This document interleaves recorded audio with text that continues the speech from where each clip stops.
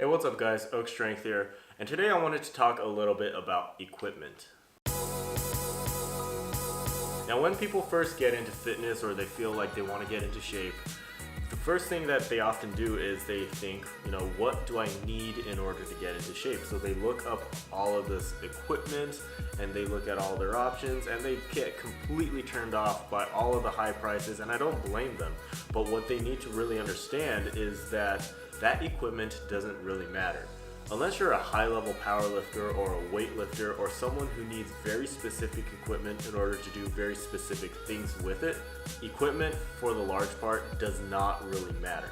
Now it might be easy for someone like me who has relatively good equipment to say something like that, but when I really first started to get into fitness, when I first started working out and training consistently, I didn't have the best equipment. In fact, I paid very little for what I had. Actually, I take that back, my dad paid very little for what we got. Let me explain. Let's go outside. So back when I first started getting into fitness, I was like in the 5th or 6th grade, so I really didn't know what I was doing. But all I really did was a bunch of push-ups and a bunch of sit-ups. And once I discovered what a pull-up was, I started to do a lot of those too. And I got into pretty good shape. That went on until maybe my freshman or sophomore year in high school. And then I discovered what a weight was. And so it got to the point where I really wanted to start lifting weights. So one day my dad presented my brothers and I with our very first weight set. So that pile of the square metal tubing, that was basically our first bench. We dismantled it because we don't really use it anymore. But basically it was this super cheap bench that you could get from any sports store. I'm pretty sure they even sold it at like a Walmart or something. But that was the first bench slash rack. I kind of doubled it as a squat rack that my brothers and I used. And the story behind that is that there was one day where my dad's friend knew that my brothers and I wanted to get into fitness and we wanted to start lifting weights.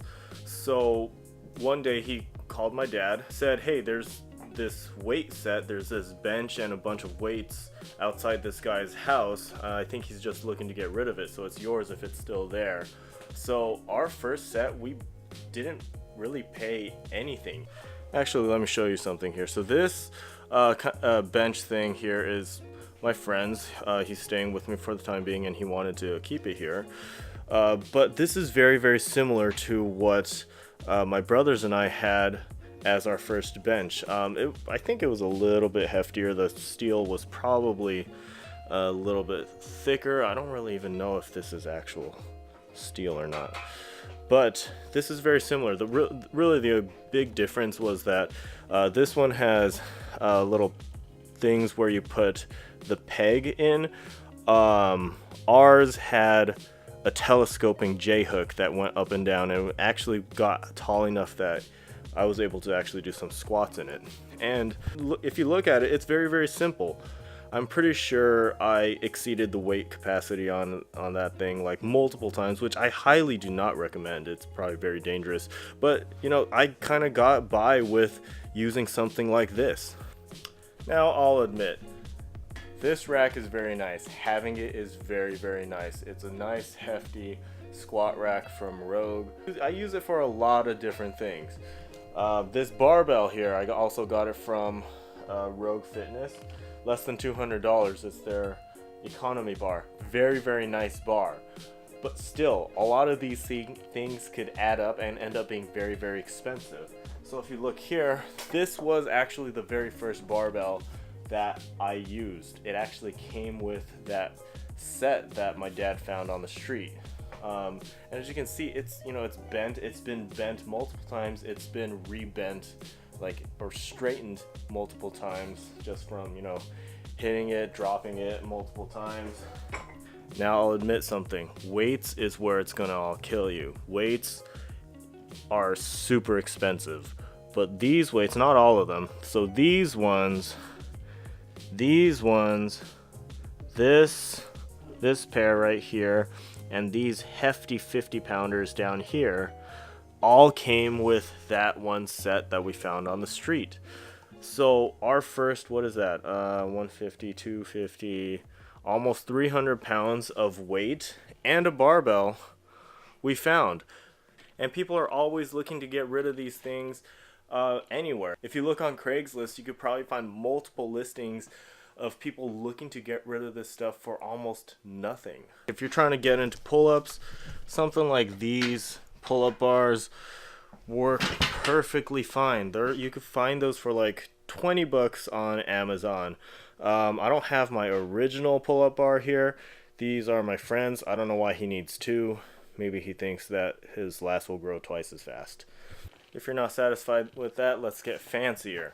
So there's all sorts of companies out there like Crossover Symmetry who are doing great work, but their stuff is super expensive. Like a couple of elastic bands, a wall anchor, a little bit of instruction, a pair of handles, and it's a couple $100s. Can't find a good place to put my camera, so I'm just gonna have to selfie it. Forgive me for all the shaky cam, but something like this. So I got all of this, a lot of this stuff from like a Dick's Sporting Goods.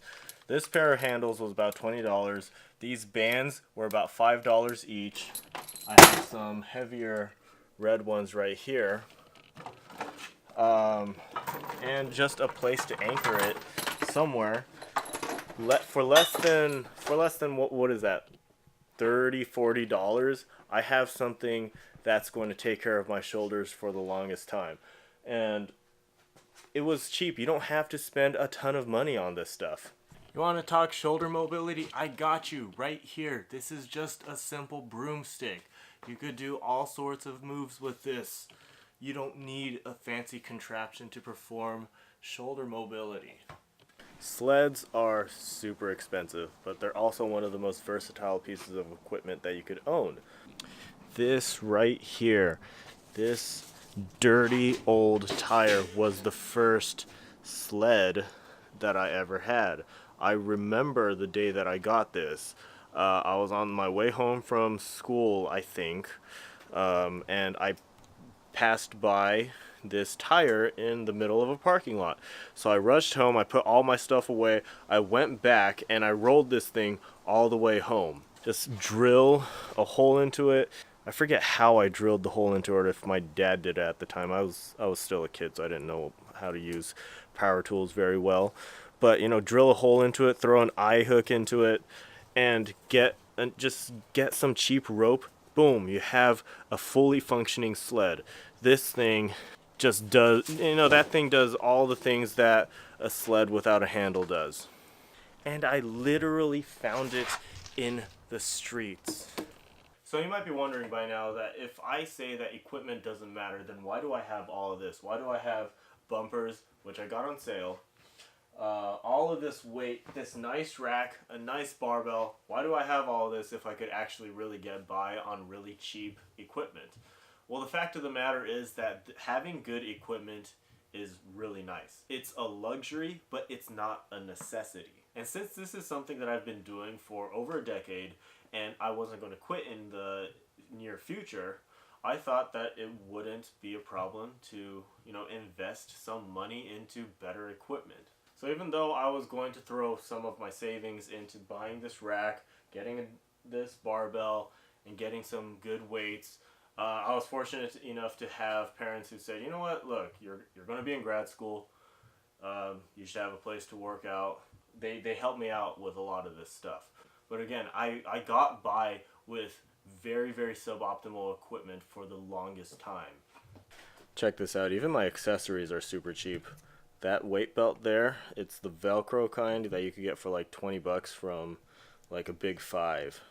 Now, of course, with the issue of equipment also comes with the issue of space, which, in that case, a lot of people opt for a gym membership. And there's a lot of very, very affordable gym memberships out there.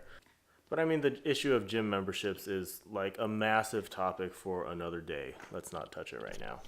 Alright, so that's it for today, guys, and I really don't mean to bash anybody who uses fancy equipment or good equipment, and in fact, if you ever have the chance to use really expensive equipment like an $800 barbell or $2,000 barbell, I highly encourage you to use it, because it does feel different, it will lift differently. But if you look at training footage in like developing countries, you'll see that they're in a facility that has dirt floors, they're using metal poles as bars, and they're using like concrete blocks as weights. The equipment excuse has long been debunked, and there are people who keep disproving it every single day. So subscribe if you like this content and you want to see more of it. If you have any questions or comments, leave them down below. And thanks for watching. I'll see you in the next one.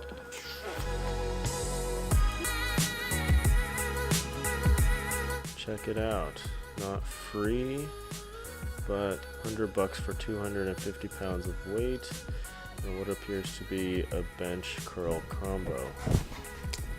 If you look, you'll find at least something.